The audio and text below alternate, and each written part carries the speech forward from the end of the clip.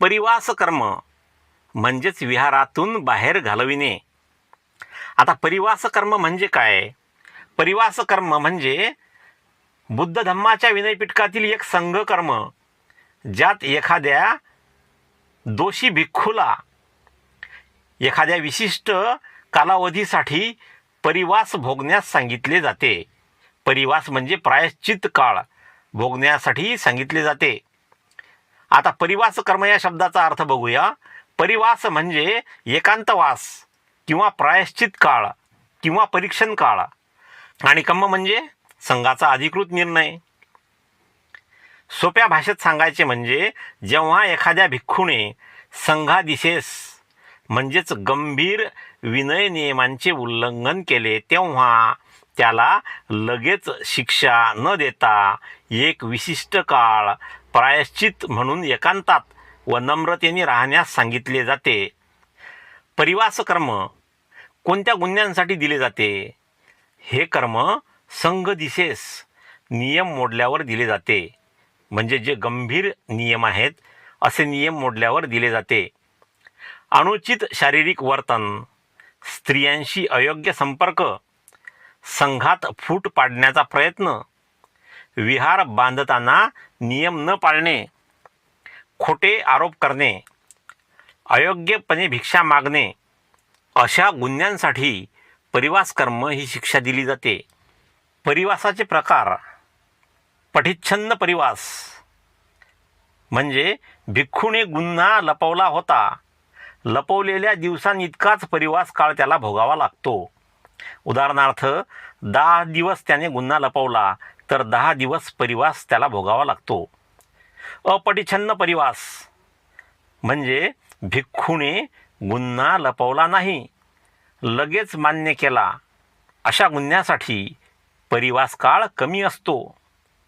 तिसरा प्रकार आहे शुद्धंत परिवास, म्हणजेच गुन्हा किती दिवस लपवला हे निश्चित नाही, संघ ठरवतो किती काळ परिवास भोगायचा.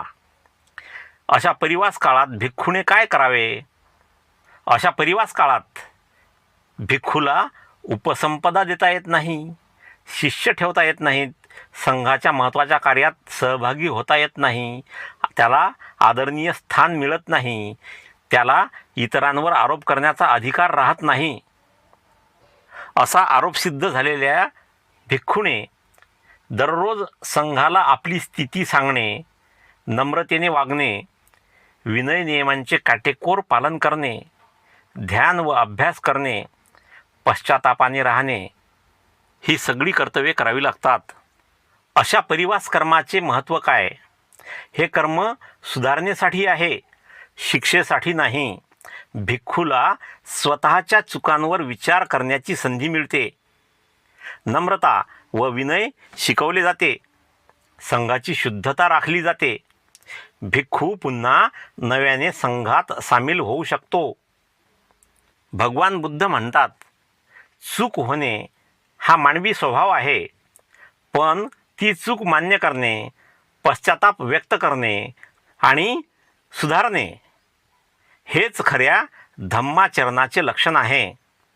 थोडक्यात परिवास कर्म म्हणजे गंभीर विनय नियम मोडणाऱ्या भिक्खूला एक विशिष्ट काळपर्यंत प्रायश्चित म्हणून नम्रतेने व एकांतात राहण्यास सांगण्याचा संघाचा अधिकृत निर्णय, जो त्याला शुद्ध होण्याची व पुन्हा संघात सामील होण्याची संधी देतो.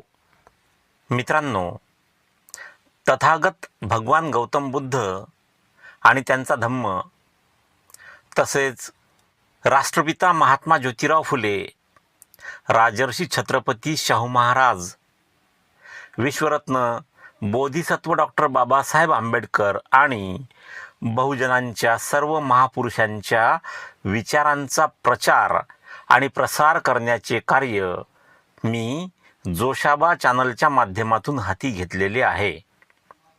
मित्रांनो, आपणास विनंती आहे की कृपया या व्हिडिओला लाईक करा, व्हिडिओ आपल्या मित्रांमध्ये शेअर करा. चॅनलवर नवीन असाल तर कृपया सबस्क्राईब करा. तसेच माझ्या या कार्यात तुम्ही मला मदतसुद्धा करू शकता. व्हिडिओखालील थँक्स बटनाचा उपयोग करून चॅनलला मदत करा किंवा या QR कोड किंवा मोबाईल नंबरच्या सहाय्याने सुद्धा आपण चॅनलला मदत करू शकता. धन्यवाद. जय भीम. भेटूया पुढील व्हिडिओमध्ये.